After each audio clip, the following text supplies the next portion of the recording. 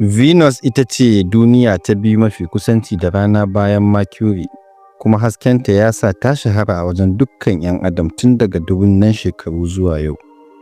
Ana kallonta a matsayin tauraruwa kafin daga baya bincike ya nuna ita ma duniya ce mai zaman kanta.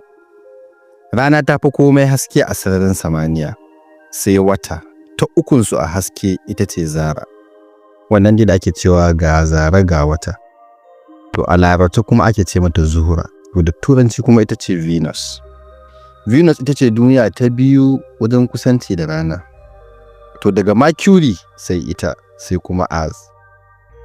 Bincike ya nuna cewa duniyar Venus wato Zara ita ce duniya da girmanta ya zo ɗaya da Earth, kuma sun fi kusa, har ana ce musu tagwaye. Sai da yanayin duniyoyin ya saba, sun ma yi hannun riga.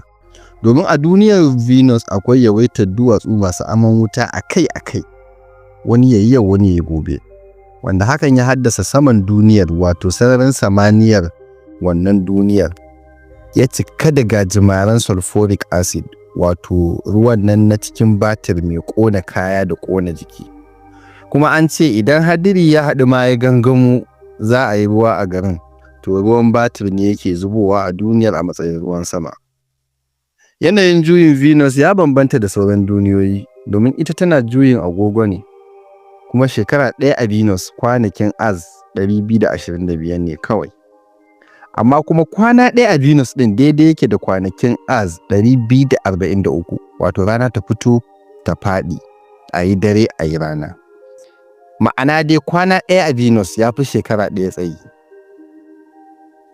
An tura kumbuna da na'urori daban-daban sun kai wa Venus ziyara domin gudanar da bincike da ganowa yaya take.